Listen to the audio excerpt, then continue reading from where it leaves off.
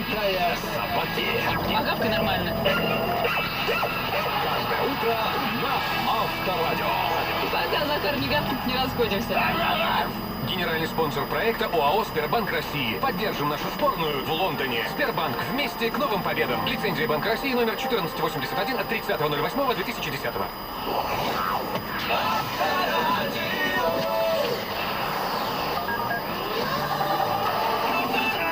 Авторадио. Погода.